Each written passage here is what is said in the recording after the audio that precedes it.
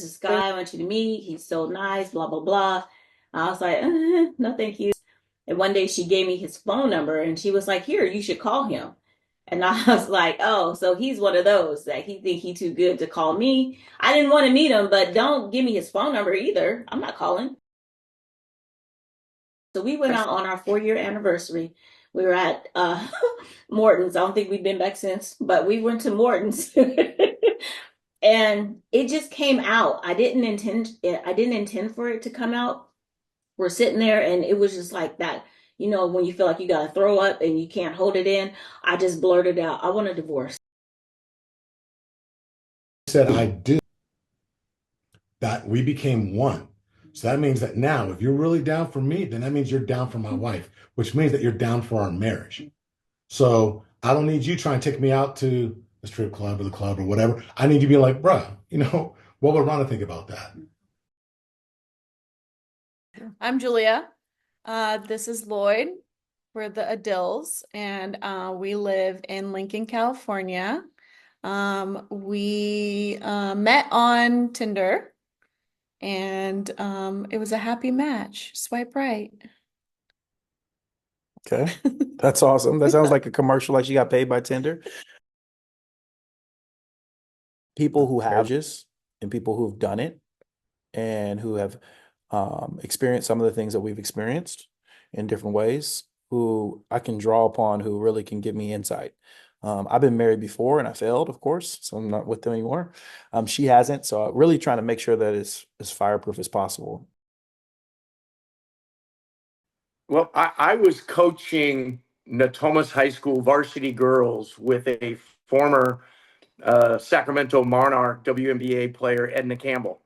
And she and I had met at this little restaurant, Tuck Tuck, that my buddy owned. And she had known that I had coached before. And so we started coaching together. And she said there's someone that she'd like me to meet. What? We go ahead. No, there's someone that you'd like me to meet. And she told me the same thing. So we met in 2015. And then I had to leave to go somewhere 30 minutes later. And neither of us thought a thing about it. Edna had invited Danielle, and Danielle came with her at that time boyfriend.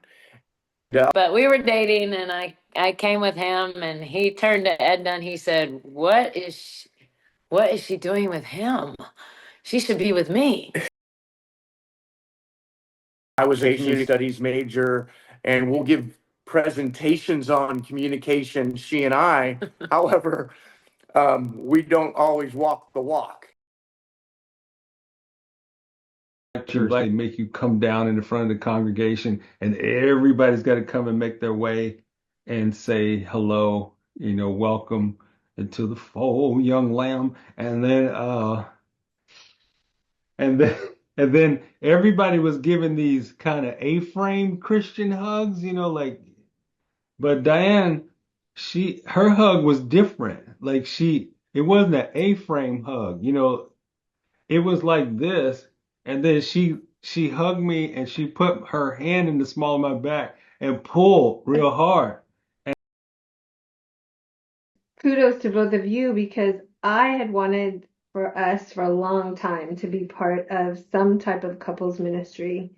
And Fred would be like, no, I'm not interested. Like, we had gone to some small groups before, and he'd be like, I have nothing in common with them. I don't connect with them. No, I'm not going to do that. And I was just praying like, God, please. So then when he said yes to that marriage enrichment class, and then we met you and you invited us, he was like, yeah, they seem pretty cool. I'll go. And I was like, shocked. We did meet at work. I like to share because I like to humble myself sometimes. But my first interaction with Stephen was actually, hey, do you work for X department? And then he said, yes. And I said, great.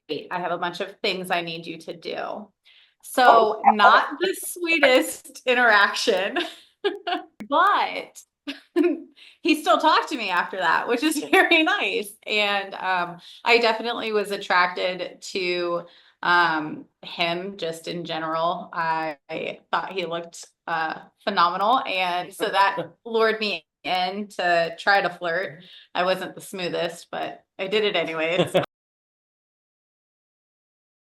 Successful marriage, it's liking each other and loving each other. Like point blank, that is how I view it. That's a good answer. Because I have seen so many marriages where, because of lack of communication or prioritization or growing together in areas, people grow apart and they just don't like to be around each other, don't like to talk to each other, joke. And so for me, like, a successful marriage is maintaining that genuinely liking one another and liking spending time with each other.